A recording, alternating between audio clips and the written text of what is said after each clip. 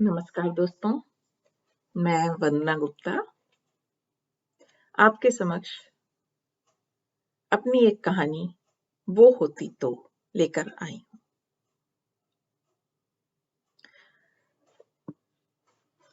शीर्षक है वो होती तो। स्त्री शब्द ही काफी है खुद को व्यक्त करने को। पीड़ा और सहनशीलता की मिसाल सामने आ जाती है और हम ढूंढने लगते हैं उसमें असीम संभावनाएं, बिना जाने वो क्या चाहती है। उसकी चाहतों से परे एक देश सिमटा होता है उसके जीवन में।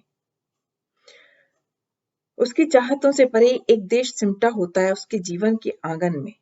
हाँ, उसका देश जो उसके घर से शुरू होता है। रिश्तों के संबंध बनते हैं जिसकी सीमाएं, और जिसे संजोने को वो एक कर्मठ सैनिक की भांति चारों दिशाओं पर निगाह रखते हुए अपने कर्तव्य को अंजाम देती है। खुद की आहुति देती रहती है, फिर चाहे कितनी ही वर्षा हो, ताप हो या शीत हो, क्योंकि यही तो स्त्री की संपूर्ण पहचान मानी गई है। फिर कहाँ कौन सी कमी रह गई जो ये 3 शब्द मेरी जिंदगी पर ग्रहण बनकर बैठ गए और मैं ताउम्र उस ग्रहण की कालिक से मुक्त नहीं हो पाई। जबकि सुना है ग्रहण तो सिर्फ कुछ समय के लिए हुआ करता है, मगर मेरी जिंदगी में तो उम्र भर ही ठहरा रहा। आखिर क्यों? सोचते सोचते सरला अपने विगत में पहुंच गई।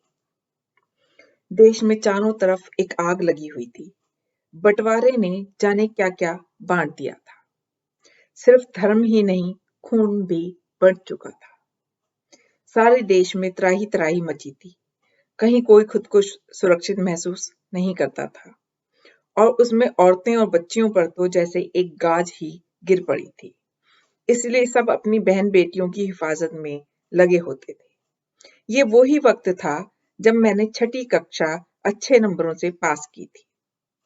पढ़ने लिखने में शुरू से ही बेहद होशियार थी। बेशक गांव में रहती थी, मगर तब भी पढ़ाई करने में दी गई थी। ये मेरे जीवन की सबसे बड़ी उपलब्धि थी।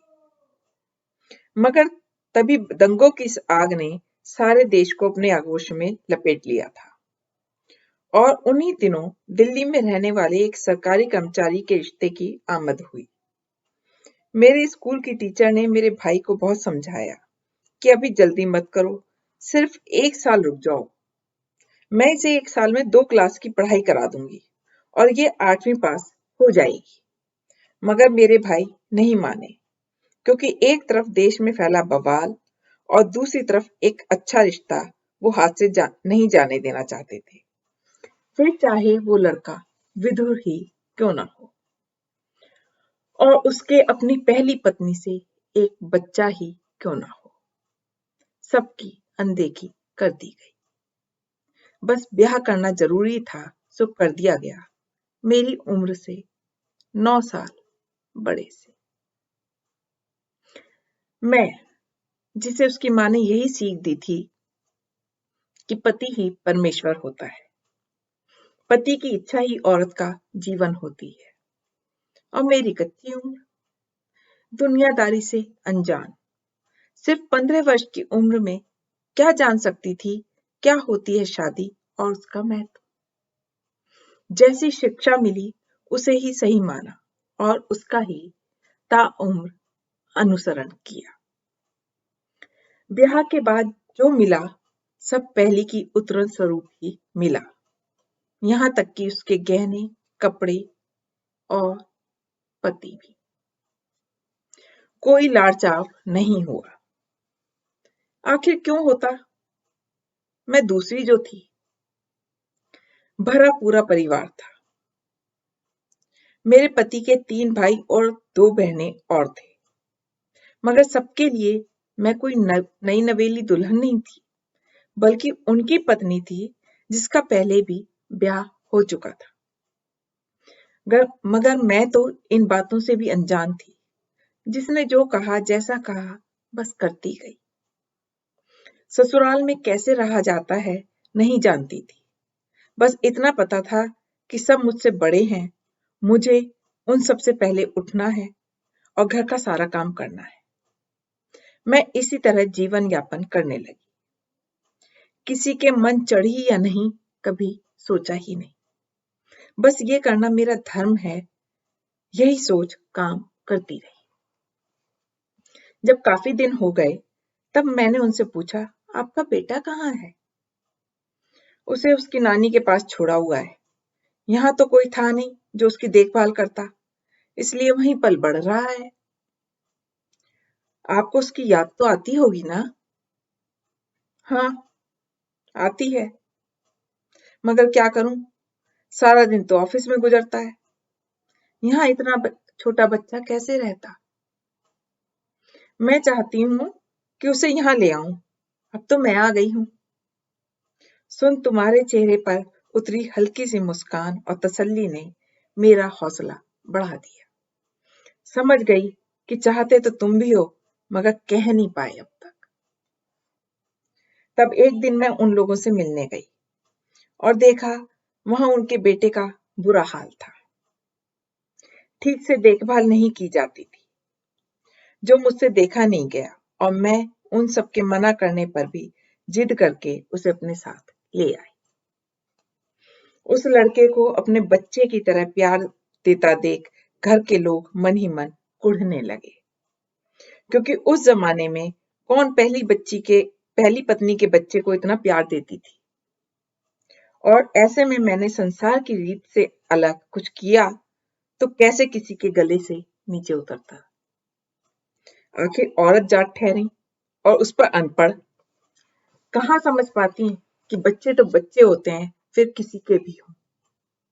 मगर मेरे लिए तो वो जैसे मेरा ही बेटा था। क्या हुआ जो जन्म नहीं दिया? यशोदा बनकर उसे पाल रही थी, मगर घर वालों को चैन कहाँ आता है।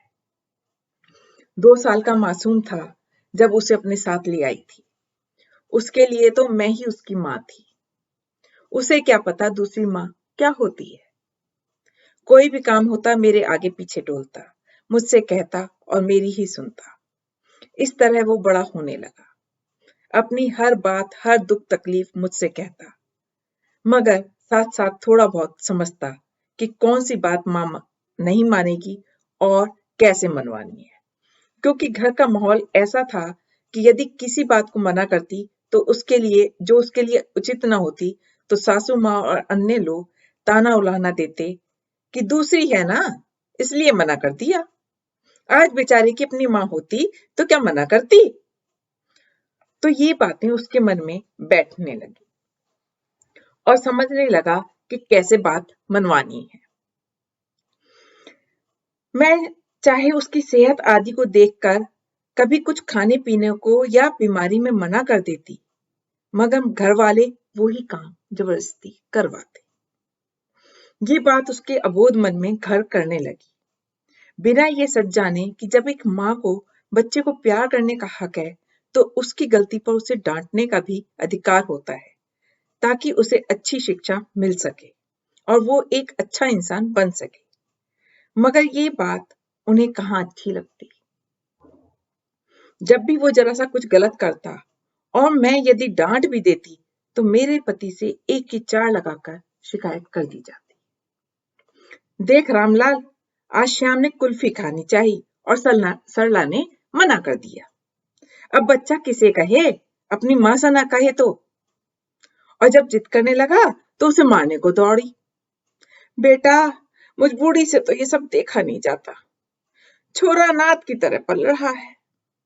गुस्से से आग बबूला होते तुम बोल उठे, बड़ा प्यार जता रही थी लाने के लिए।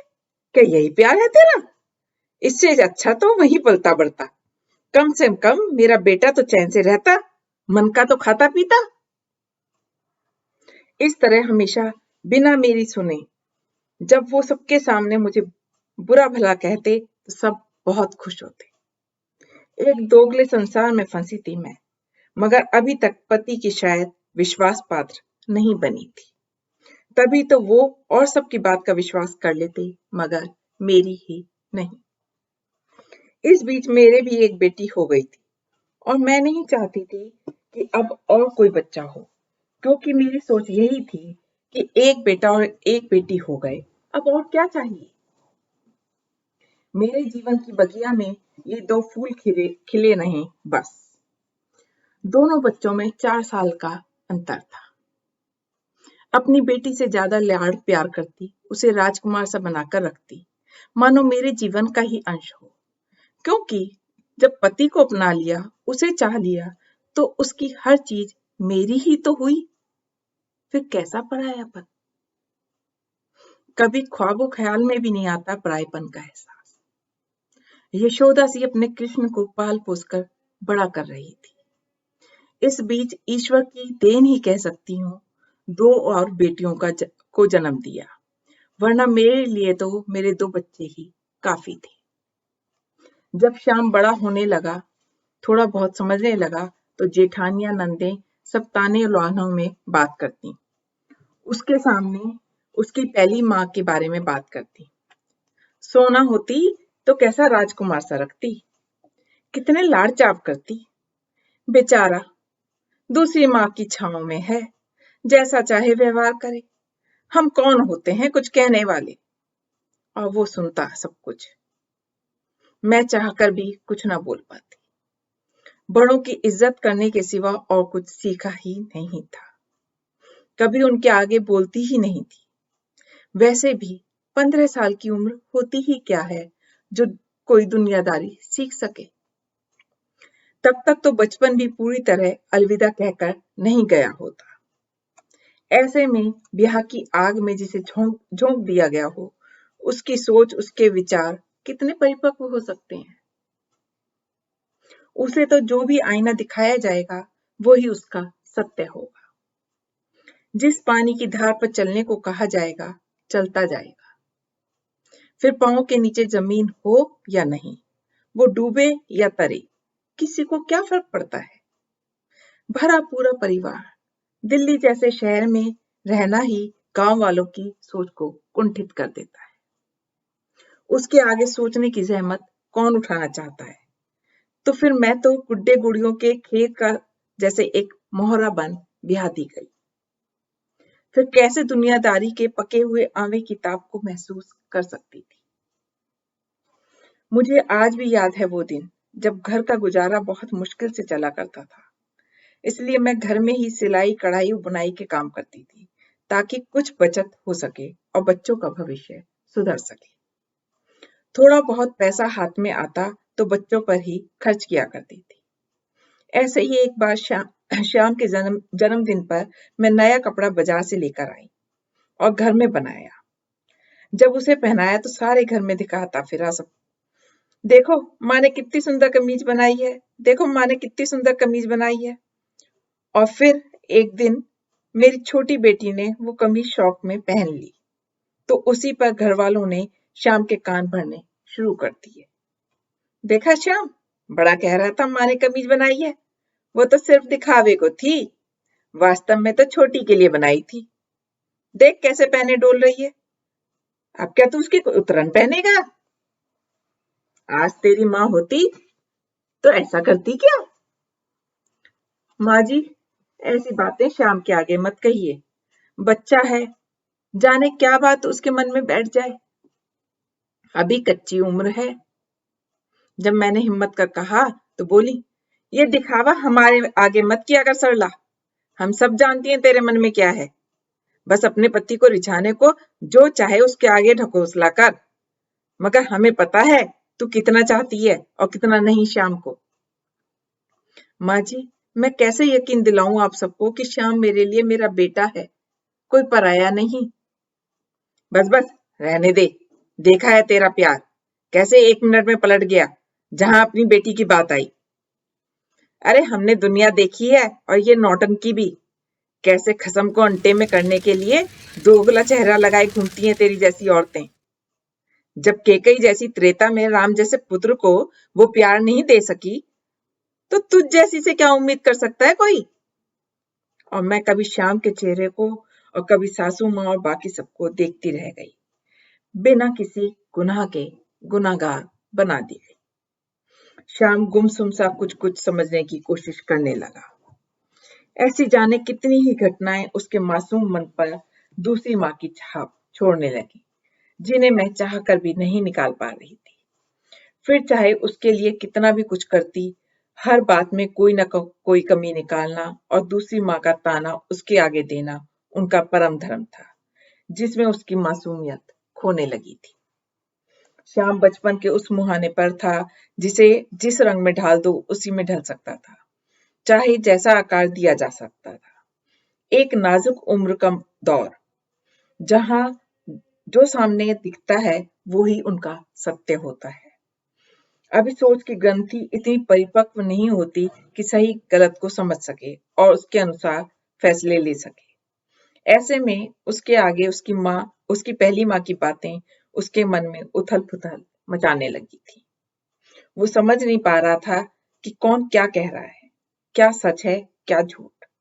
उसके लिए तो बस मैं ही उसकी माँ थी, लेकिन उसका गुमसुम रहना मेरी छठी इंद्रिय को सचेत कर रहा था कि कहीं कुछ गड़बड़ है। इस मासूम के मन पर कोई गलत छाप बैठे, उससे पहले मुझे कोई कदम उठाना होगा।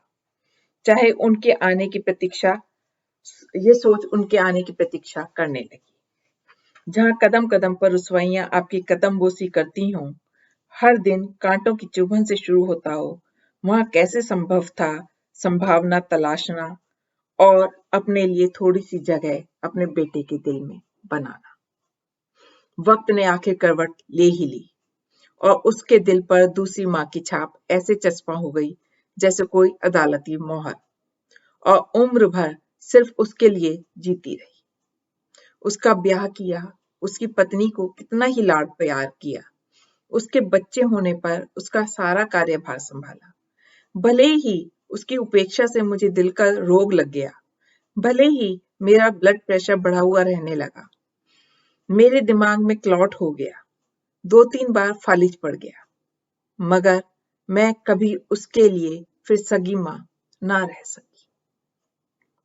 जिंदगी की सारी रुसवाइयां मेरे हिस्से आ चुकी थी और वक्त अपनी चाल चल चुका था, क्योंकि तुम्हें जिद थी कि नहीं, मेरे घर वाले ऐसा कुछ नहीं कर सकते या ऐसा कुछ नहीं कह सकते। तुम्हारे विश्वास की कीमत मैंने तमाम उम्र अपनी सेहत की आहुति देकर चुकाई। बेशक बाद में तुम्हें भी यह एहसास हो गया जब उसी के बेटे ने तुम्हें नकार दिया। याद है वो दिन जब उसकी पत्नी, जिसे मैंने कभी पानी का गिलास नहीं उठाने दिया, उसे एक दिन मेरी बीमारी में उसकी बेध्यानी पर तुमने जरा सा यही तो कहा था, बेटी माँ की दवाई जरा वक्त पर दे दिया करो, नहीं तो उसका ठीक होना मुश्किल हो जाएगा। तो कैसे तुम्हें जवाब देने लगी और उल्टा सीधा बोलने लगी। फिर जब मैंने तुम्हें चुप कराया कि कुछ मत कहो, हो जाता है ऐसा, तो उसकी पत्नी ने ये कहते हुए जैसे तमाचा ही जड़ दिया था, क्योंकि उसे भी आते ही श्याम और घरवालों ने अपने रंग में रंग लिया था और मेरे और श्याम के संबंध में इतना सिखा दिया था कि वो कह उठी, जिन बच्चों की माँ दूसरी होती है उनके बाप तो तीसरे हो जाया करते हैं। मानो सारे समाज के आगे वस्त्रहीन कर दिया हो, मानो जलती लकड़ी पर पांव रखा गया हो और उठाने के लिए बस उसमें दम ही न बचा। सब जान लिया तुमने भी, समझ लिया तुमने भी, अपनी बहनों की शादी तक में जो कभी ना आया कि कहीं पैसे ना अपनी तरफ से लगाने पड़ जाएं। रोक दिया था उसकी पत्नी ने, समझ आने लगा था तुम्हें, मगर तब तक बात हाथ से निकल चुकी थी। ये वो ही बेटा था जिसकी पढ़ाई के लिए तुम बेचैन हो गए थे जब गलत संगत में पड़ गया था। तब मेरी बहन के यहाँ रहा 1 साल तक, तब जाकर संभला। बेशक तुम खर्चा देते थे, मगर एक एहसान तो हमारे माथे चढ़ ही चुका था, जिसके कारण कभी हम सिर नहीं उठा सके। यहाँ तक कि याद है एक बार सबके कहने पर किराएदार से झगड़े में उसकी जेल जाने की नौबत आ गई थी। तब तुमने कितनी भाग दौड़ की थी, याद है ना? तुम्हारा 10 किलो वजन कम हो गया था। इतने चिंतित हो गए थे, ये सोचकर कि यदि जेल का ठप्पा लग गया तो उसकी जिंदगी बर्बाद हो जाएगी। और उसी बेटे के बेटे ने जब तुम्हें गालियां दी और वो चुप हो गया, मुस्कुराता रहा, तब जाकर तुमने वो निर्णय लिया जो लेते हुए जाने कितने ज्वालामुखी तुम्हारे अंदर फटे होंगे, जाने किन बीहड़ों से तुम गुजरे होंगे, ये मैं समझ सकती हूँ। तुमने न केवल अपनी जायदाद से बल्कि अपने दाह संस्कार के अधिकार से भी उसे बेदखल कर दिया था, क्योंकि अब तक तुम्हारी हर उम्मीद दम तोड़ चुकी थी और तुम अपनी तरफ से हर संभव कोशिश कर चुके थे। जब देख लिया, समझ लिया कि अब ये मेरा नहीं रहा, तब जाकर तुमने ये निर्णय लिया। जानती हूं, अंत समय में भी तुमने बेशक कुछ नहीं कहा, कोमा में जो थे, मगर कोमा में भी तुम्हारी चेतना को उसका इंतजार था। इसलिए हमने उसे कहा कि एक बार आजा, कम से कम तुम्हारे पिता तो तुम्हारे ही थे। तब जाकर दुनियादारी निभाने आया था वो, और उसकी आवाज तुम्हारे अंतर मन तक पहुंची थी, तभी शांत हो पाए थे तुम। याद है हमारी छोटी बेटी जब मैं 7-8 वर्ष की होगी और श्याम की शादी हो चुकी थी और उसके भी एक बच्चा था, उस वक्त तक यही बात घर में हुआ करती थी, जिसका असर मेरी बच्ची पर ऐसा हुआ कि वो भी मुझे अपनी दूसरी माँ समझने लगी। श्याम के कमरे में लगी उसकी माँ की तस्वीर को अपनी माँ समझने लगी। याद है ना तुम्हें जब उसने कहा था, तुम मेरी माँ नहीं हो, तो फिर कौन है? वही जो भाई के कमरे में फोटो लगी है, मैं छज्जे से उसे देखा करती हूँ। ये रहस्य उद्घाटन हम सबके पांव के नीचे से जमीन को धकेलने को काफी था। और फिर तुमने उसे किस तरह प्यार से समझाया था, बताया था उम्र का गणित, और कहा कि यही तुम्हारी माँ है। सिखावट और बातों का असर एक अबोध मन पर किस हद तक हो सकता है, ये तुम्हें उस वक्त समझ आया था, मगर तब तक तो बात हाथ से निकल चुकी थी और रिश्ते में दरार पड़ चुकी थी। वो शाम आज भी याद है मुझे, जब तुम्हारे ऑफिस से आने पर मैंने तुमसे श्याम के बारे में बात की थी, जब वो उम्र की उस पगडंडी पर पैर रख रहा था जहां से वो किसी भी दिशा में मुड़ सकता था। शाम को एकांत में तुमसे कहा, सुनिए, एक जरूरी बात करनी है शाम के बारे में। देखिए, अभी इसकी कच्ची उम्र है, इस उम्र में जो सुनेगा, जो जानेगा, उसे ही सत्य मानेगा, और आजकल घर का माहौल सही नहीं चल रहा। इतने दिन से आपसे कुछ नहीं कहा, मगर काफी दिनों से देख रही हूँ श्याम खोया खोया रहता है। एक उधेड़ बुन सी उसके मन में चलती रहती है, कभी कभी मुझसे भी खिंचा खिंचा रहता है।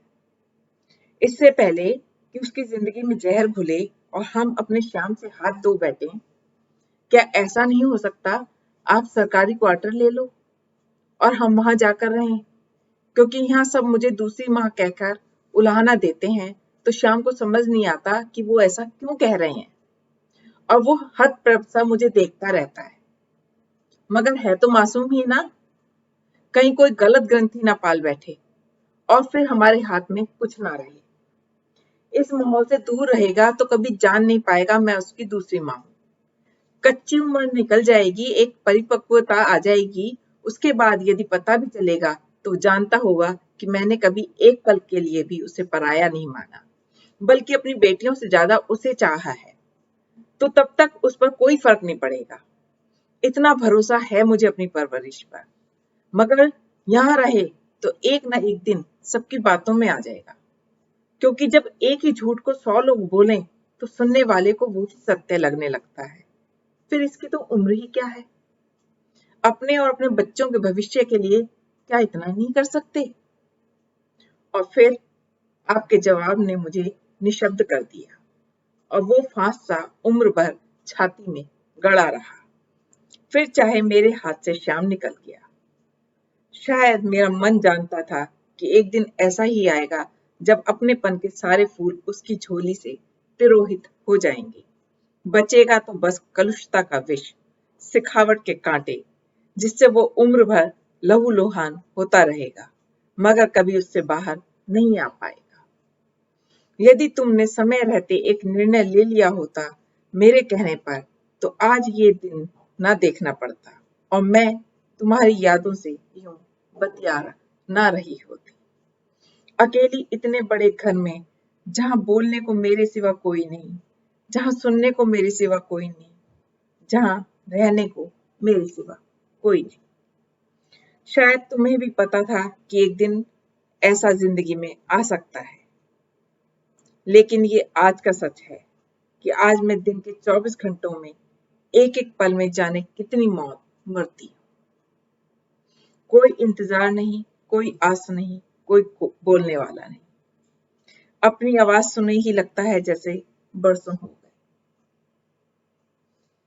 यूं लगता है जैसे अपने एकांत में चिनी अनारकली हूं, जिसके इंतजार अकेलेपन को सिर्फ अब मौत ही सहलाएगी। हर घड़ी वक्त की बेरहमी मुझमें से मुझे जैसे छीलती है, मेरी बर्दाश्त करने की क्षमता का इम्तिहान लेती है। मानो किसी निर्जन टापू पर मैं अकेली विचर रही हूँ। तुम कह सकते हो बेटियां हैं, लेकिन उन संस्कारों का क्या करूं जो बचपन से मुझ में रोपे गए कि बेटी के घर का पानी भी नहीं पीना चाहिए। अब चाहूं तो भी उनसे बाहर नहीं आ पाती। खुद की कहूं या संस्कारों की बेड़ियों में जकड़ी आज अकेलेपन की जलती वो चिता हूं जो राख होती ही नहीं। बेटियां तो पराई होती हैं, सब अपने अपने घर को संभाल रही हैं, तुम्हें पता ही है। सांसों की डोर से बंधी अभिशप्त सा जीवन जीने को विवश हूं, मगर जाने क्यों आज तक समझ नहीं पाई आखिर क्यों मैं तुम्हें पूरी तरह नहीं पा सकी। आखिर क्या कमी थी मेरे त्याग, मेरे समर्पण, मेरी तपस्या में। आखिर कौन सी शाख ऐसी थी तुम्हारे मन की जिसे मैं छू ना सकी, जो तुमने मेरा कहा ना माना और मेरे प्रश्न का जवाब इस तरह दिया। हाँ, ले लेता मैं सरकारी क्वार्टर भी, यदि वो होती तो। तो दोस्तों, ये थी कहानी वो होती तो, मेरे कहानी संग्रह बुरी औरत हूं मैं से। दूसरी माँ के दंश को सहती एक औरत का एकालाप, उसके जीवन की, उसके संपूर्ण जीवन की व्यथा कि कैसे उसको उसके उम्र के अंतिम पड़ाव में अलग अकेला कर दिया गया। सोचने वाली बात है, एक अकेली औरत को उम्र के इस पड़ाव पर जीना आसान नहीं होता, और ऐसी औरत जो बीमारियों से घिर चुकी हो। ये हमारे समाज की एक कलुषित सोच है। जाने कितनी स्त्रियां ऐसा ही जीवन जीने को विवश होती रही और मरती खपती रही। मैंने एक दूसरी माँ के जीवन की व्यथा को कहने की कोशिश की है। धन्यवाद।